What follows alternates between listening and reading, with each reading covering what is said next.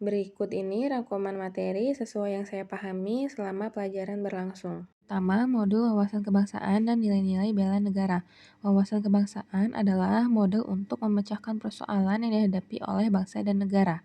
Secara umum, yang perlu kita ketahui untuk mendapatkan wawasan kebangsaan adalah dengan mengetahui sejarah bangsa dan memahami konsensus negara serta identitas NKRI.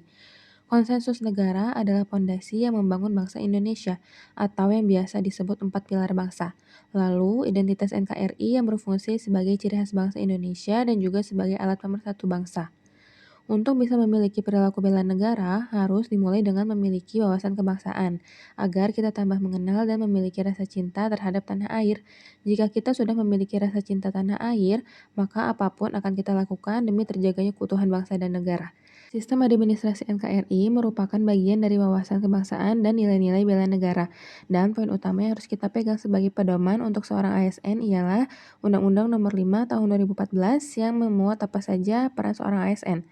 Jadi, kesimpulan pada modul wawasan kebangsaan dan nilai-nilai bela negara adalah dengan kita memiliki wawasan kebangsaan, nilai-nilai bela negara, dan sistem administrasi NKRI, maka output yang dihasilkan adalah kita dapat menjadi seorang ASN profesional yang dapat mewujudkan tujuan negara.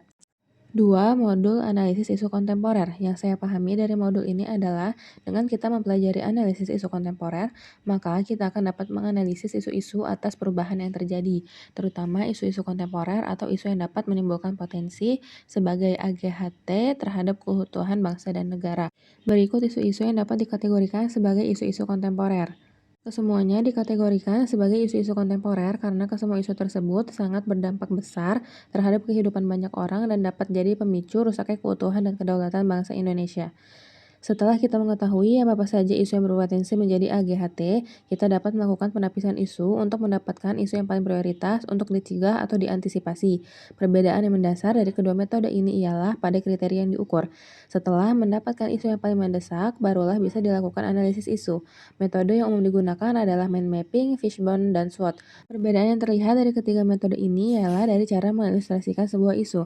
Mind mapping berbentuk sebuah konsep yang menonjolkan visualisasi sehingga lebih mudah diingat atau dimengerti. Fishbone berbentuk seperti tulang ikan di mana ekor dan duri-durinya mendeskripsikan penyebab-penyebab dan berujung di bagian kepala yang mendeskripsikan isu yang sedang dianalisis. Ketiga, analisis SWOT yang menggunakan matriks untuk menghitung kombinasi-kombinasi dari faktor strength, weakness, opportunity, dan threats. Setelah memahami cara menganalisis sebuah isu, kita harus memiliki kesiapsiagaan bela negara untuk dapat menghadapi isu tersebut. Hal pertama yang dilakukan agar bisa memiliki kesiapsiagaan bela negara dengan menumbuhkan kemampuan awal bela negara, membentuk kesiapan jasmani, kesiapan mental dengan cara mengolah raga, olah rasa, olah pikir, memiliki etika, dan menjunjung kearifan lokal. Setelah memiliki kemampuan awal bela negara, kita dapat mengimplementasikan nilai-nilai bela negara dalam kehidupan sehari-hari. Ternyata sangat-sangat banyak hal di kehidupan kita sehari-hari yang dapat dikatakan sebagai bela negara.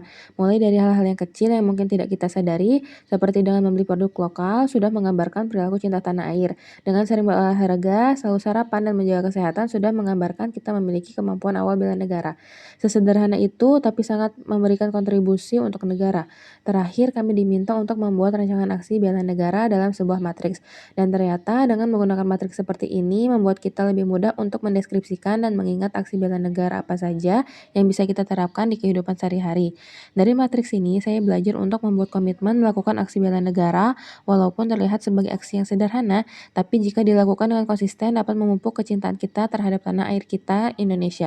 Kesimpulan akhir yang saya dapatkan dari mempelajari semua modul di agenda 1 ialah untuk menjadi seorang ASN profesional yang dapat mewujudkan tujuan negara, langkah pertama yang dilakukan adalah dengan memiliki wawasan kebangsaan. Setelah memiliki wawasan kebangsaan, diharapkan dapat menjadi pribadi yang peka dan peduli terhadap perubahan serta dapat menganalisis isu-isu yang mungkin terjadi. Dengan begitu akan muncullah perilaku bela negara yang diperlukan untuk menjaga keutuhan dan kedaulatan negara.